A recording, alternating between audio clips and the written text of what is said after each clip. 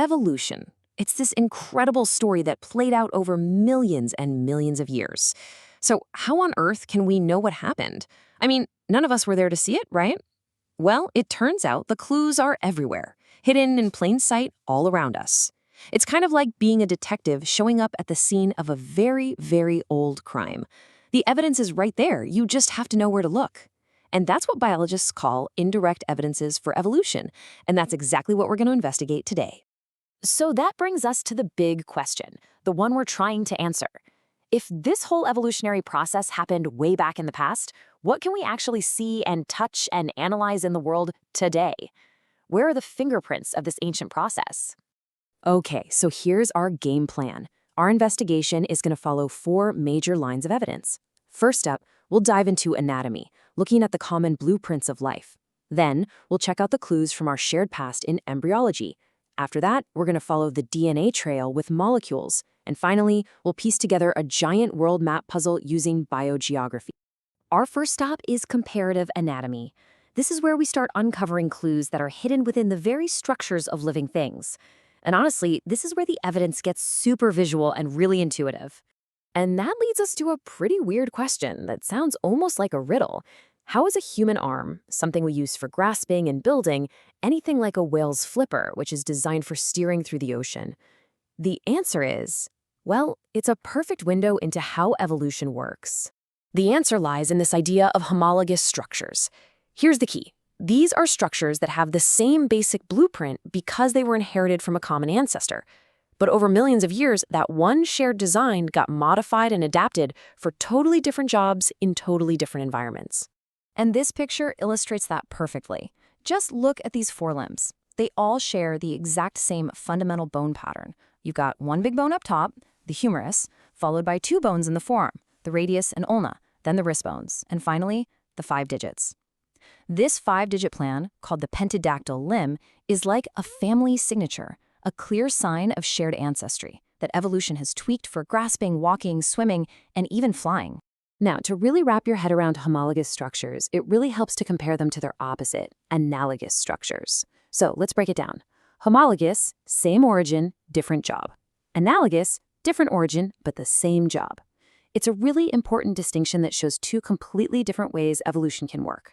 For instance, just look at these wings. You've got an insect wing, a bird wing, and a bat wing. They all get the job done, flight. But if you look under the hood, structurally they're worlds apart. One's made of a substance called chitin, while the others are modified arm bones. They all found a way to fly, but they did it independently. This amazing process is called convergent evolution. All right, let's put this to the test. A shark's fin and a dolphin's flipper. They both do the same thing. They help them swim. So are they homologous or analogous? Think about it for a sec. Well, a shark is a fish, and its fin is made of cartilage. A dolphin is a mammal, and its flipper has those same arm bones we just talked about. So different origins, same function. That makes them analogous. Okay, on to another super fascinating piece of anatomical evidence, vestigial organs. The best way to think about these is as evolutionary leftovers. They're these little biological quirks that don't seem to make any sense at all until you realize they're just remnants of traits that were super useful to an organism's ancestors.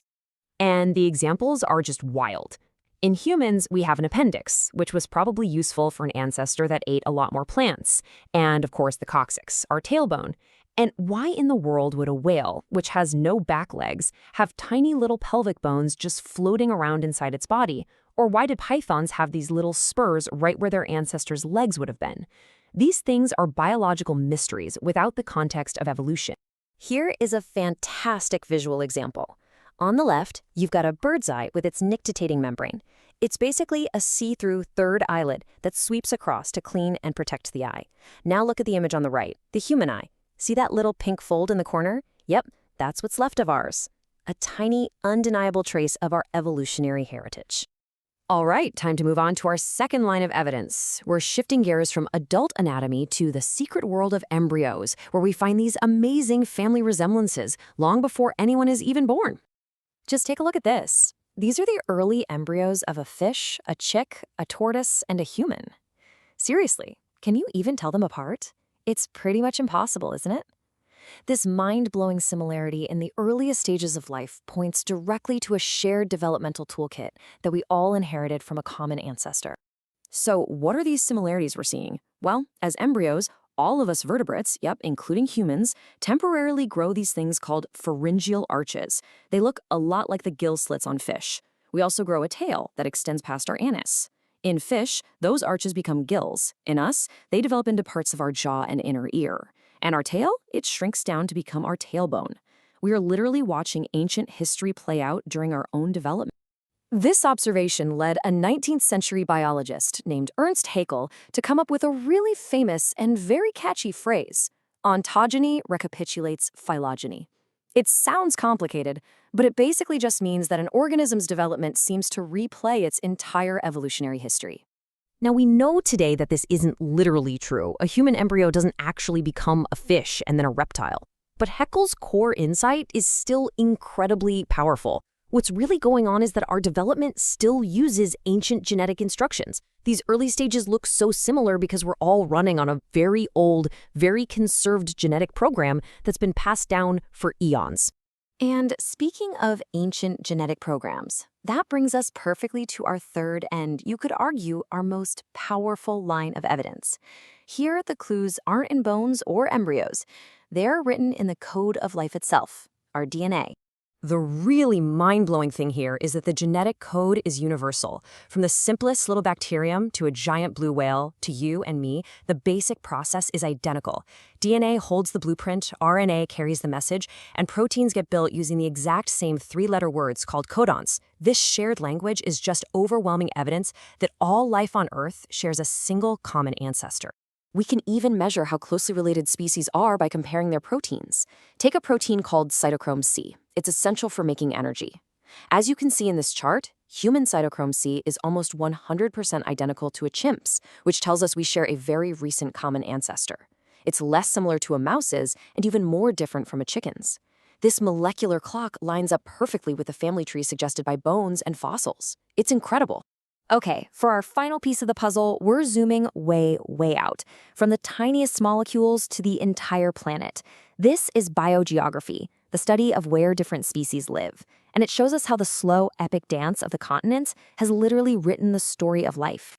The stage for this last bit of evidence was set over 200 million years ago. Back then, all the continents were squished together into one giant supercontinent we call Pangaea.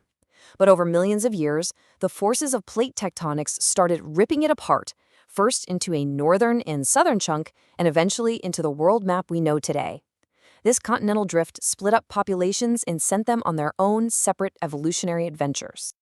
And this right here is the stunning evolutionary result. Look at these huge flightless birds. You've got the ostrich in Africa, the rhea in South America, and the emu in Australia. Why are these very similar birds stranded on continents separated by thousands of miles of ocean? It's because their shared, flightless ancestor lived on that southern supercontinent, Gondwana. And when the continents drifted apart, they carried those birds' ancestors with them, where they then evolved in isolation into the species we see today.